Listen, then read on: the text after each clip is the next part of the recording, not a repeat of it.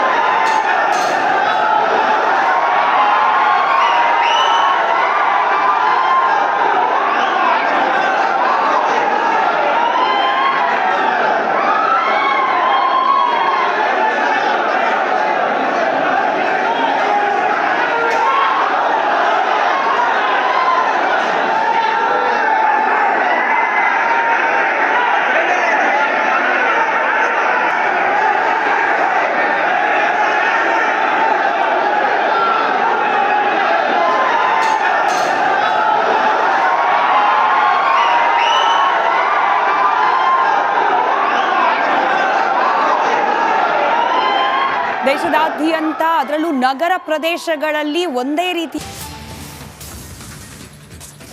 ಬೆಂಗಳೂರಿನಲ್ಲಿ ಆಟೋ ಚಾಲಕರು ದಿಢೀರ ಪ್ರತಿಭಟನೆಗೆ ಮುಂದಾಗಿದ್ದಾರೆ. ಚಾಲಕರಿಂದ ಸಾರಿಗೆ ಇಲಾಖೆಯ ಮುಖ್ಯ ಕಚೇರಿಯನ್ನ ಮುತ್ತಿಗೆ ಹಾಕೋ ಪ್ರಯತ್ನ ಮಾಡಲಾಗಿದೆ. ಶಾಂತಿನಗರದ BTS ರೋಡ್ ಅನ್ನ ಬ್ಲಾಕ್ ಮಾಡಿ ಪ್ರತಿಭಟನೆ ನಡೆಸಿದ್ದಾರೆ. ಸಾವಿರಾರು ಆಟೋ ಹಾಗೆ ಕ್ಯಾಬ್ಗಳನ್ನು ತಂದಿದ್ದಾರೆ ಚಾಲಕರು. ಸರ್ಕಾರದಿಂದ ಒನ್ ಸಿಟಿ ಒನ್ ರೇಟ್ ನಿಗದಿಯಾಗಿದ್ರು ಕೂಡ ಅದರ ಅನುಷ್ಠಾನ ಆಗ್ತಾ ಇಲ್ಲ ಅಂತ ಹೇಳಿ ದೃಶ್ಯದಲ್ಲಿ ಗಮನಿಸ್ತಾ ಇದ್ದೀರಿ. ಸಾವಿರಾರು ಮಂದಿ ಕ್ಯಾಬ್ ಹಾಗೆ ಆಟೋ ಚಾಲಕರು ಪ್ರತಿಭಟನೆಗೆ ಮುಂದಾಗಿದ್ದಾರೆ.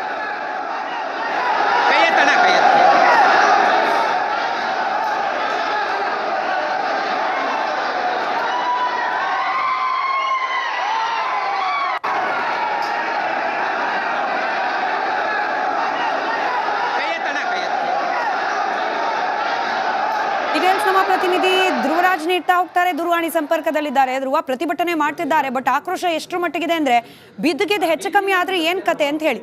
ಯಾಕೆ ಇಷ್ಟರ ಮಟ್ಟಿಗೆ ಆಕ್ರೋಶ, ಯಾಕೆ ಇದ್ದಕ್ಕಿದ್ದಂಗೆ ಪ್ರತಿಭಟನೆ ನಡೆಸಲಿಕ್ಕೆ ಕಾರಣ ಏನು ಅಂತ? ಸ್ಮಿತಾ, ಈಗ ಮುಖ್ಯವಾಗಿ ಈ ಏಕರೂಪ ದರ ಪರಿಷ್ಕರಣೆಯನ್ನ ರಾಜ್ಯ ಸರ್ಕಾರ ಕಳೆದ 6 ತಿಂಗಳ ಹಿಂದೆ ಮಾಡಿತ್ತು. ಅಂದ್ರೆ ಬೆಂಗಳೂರು ಸಿಟಿಗೆ ಈ ಓಲಾ, ಊಬರ್ ಸೇರಿದಂತೆ ಬೇರೆ ಅಗ್ರಿಗೇಟರ್ ಕಂಪನಿಗಳೇನಿದಾವೆ ಇವು ಆಪ್ ನಲ್ಲಿ ಒಂದೇ ತರದ ದರವನ್ನ ಪಡಿಬೇಕು ಎನ್ನುವಂತ ನಿಯಮವನ್ನ ಕೂಡ ಜಾರಿ ಮಾಡಿ ಎಷ್ಟೆಷ್ಟು ರೇಟ್ ಎನ್ನುವಂತ ಫಿಕ್ಸ್ ಮಾಡಿ ಅದನ್ನ ಸಚಿವ ಸಂಪುಟದ ಒಪ್ಪಿಗೆಯನ್ನ ಪಡೆದು ಆ ಆದೇಶವನ್ನ ಹೊರಡಿಸಿದ್ರು.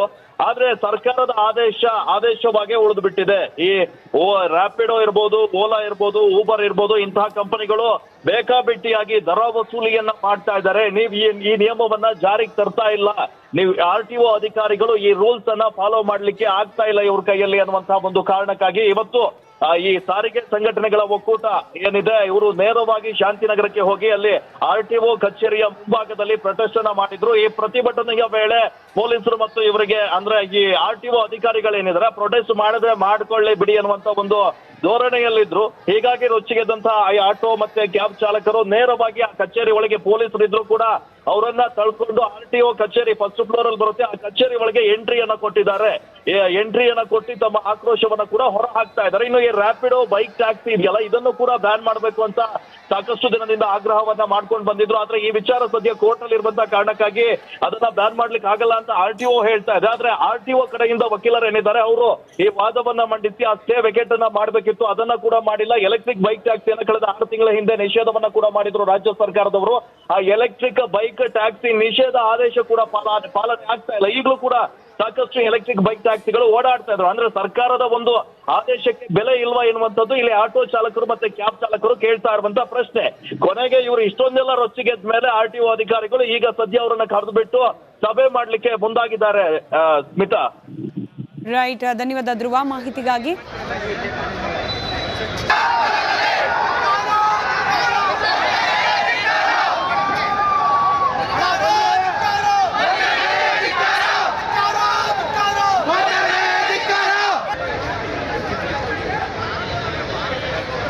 ದಬ್ಬಾಳಿಕೆ ಮಾಡ್ತಾ ಇದ್ದಾರೆ ಗೌರ್ಮೆಂಟು. 30% ದಿನ